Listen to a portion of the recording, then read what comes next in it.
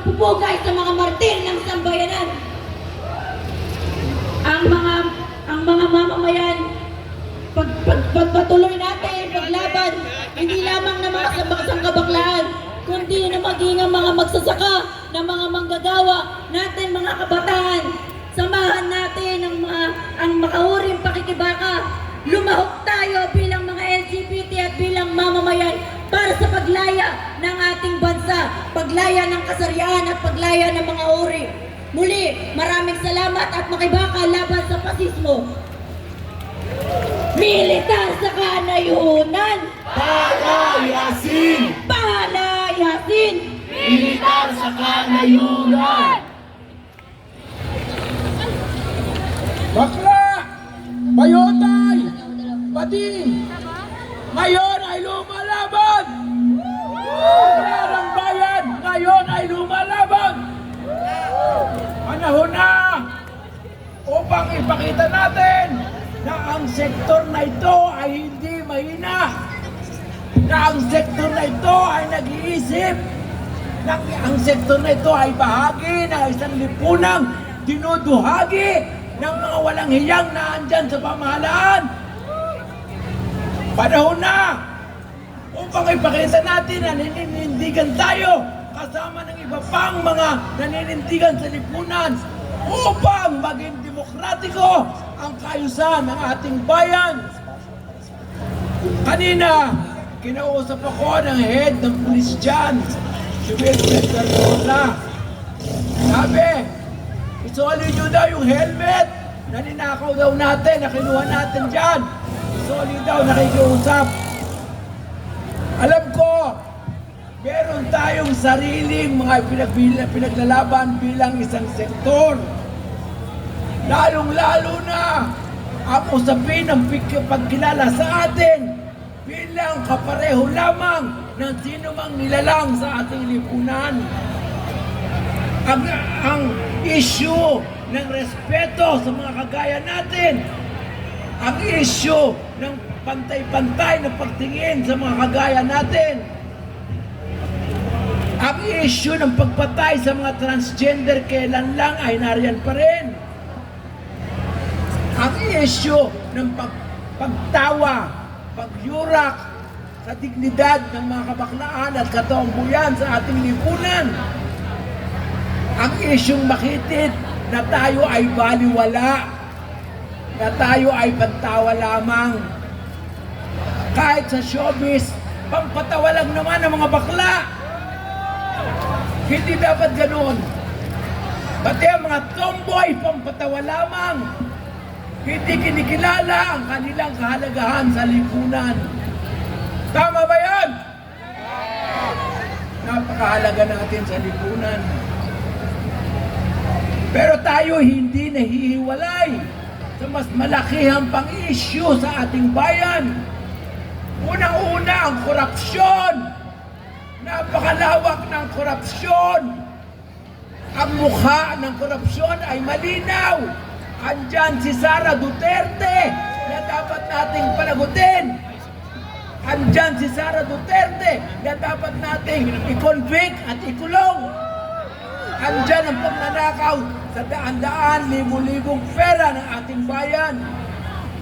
Andyan si Marcos na dapat panagutin sa nangyayari sa ating bayan.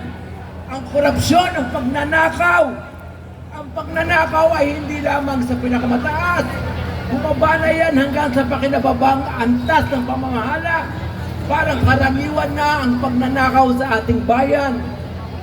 Ang issue na tinatawag natin ano ba ang tama at mali ay baligtad na. Kung ano ang tama, yun na ang mali. Kung ano ang mali, yun na ang tama. Ang isang tiyo ko na nagtrabaho sa gobyerno ng matagal na panahon ay nag-retire at mahirap lang siya. Ang sabi ng mga kapwa niya nag-retire, tangina mo, nagtrabaho ka sa gobyerno, ba't mahirap ka? Kailangan pala kapag na-retire ka, nagtrabaho ka sa gobyerno, dapat mayaman ka dahil sa pagnanakaw mo. Yun na ngayon ang pamantayan. Tama ba yun? Tayo, bilang sinasabi natin mga bakla at tomboy ng lipunan, dapat makiisa sa iba pang mga tao na naninindigang itama ang kaayusan, ang pamamahala ng ating bayan. Tayo lamang ang maaaring makagawa niyang kasama ang iba pa nating mga kasama sa pakikibaka para sa isang pambansang demokrasya. Mga kasama, imulat natin na ang atay ng mga bandila ang ating dapat gawin. Dapat tumayo tayo sa Pride Month na to. Dapat tigilan lang ang pagkakasal sa taong bayan. Ang Pride Month ay araw.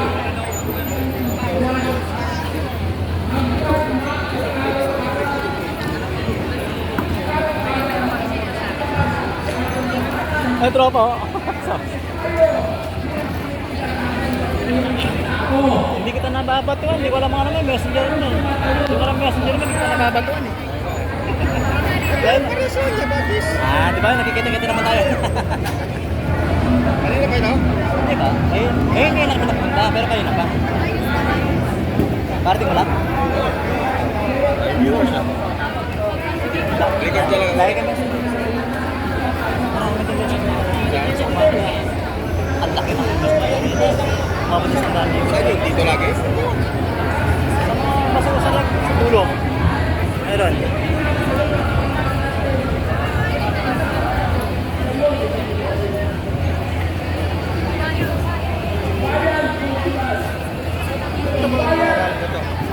Kabataan? Estudyante?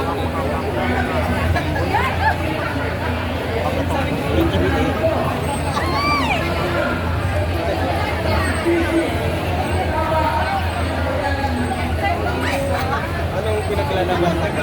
Karapatan nila. Ng LGBT. Parang discrimination ba? Okay.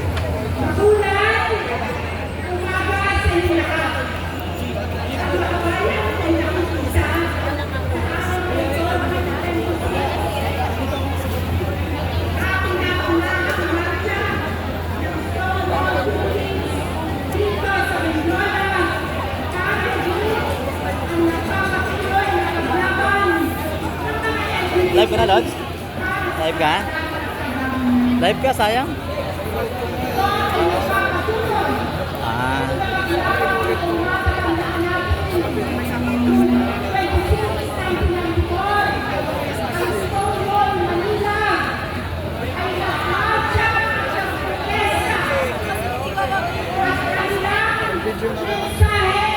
Upload.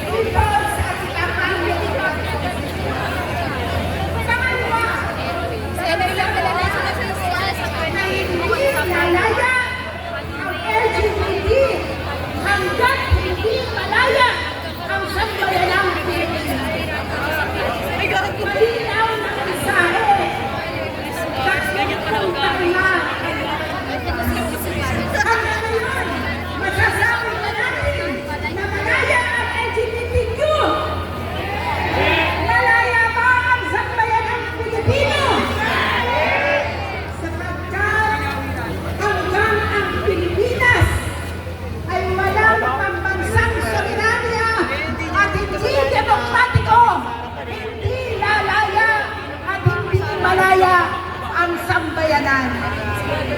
Mga kasama, alam natin na ang ating bansa hanggang sa ngayon ay kinukumabangan ng imperialismo. Ang ating lipunan ay nananatiling malakolonyal at malapidal kung saan ang imperialistang Amerikano ay nakikipagsakwagan sa Komprador Kongresya at sa malalaking Panginoong may lupa para apitin, para pagsamantalahan ang nakararaming naghihirap na Pilipino. Mga kasama, ngayon, kasama at integral sa pakikibaka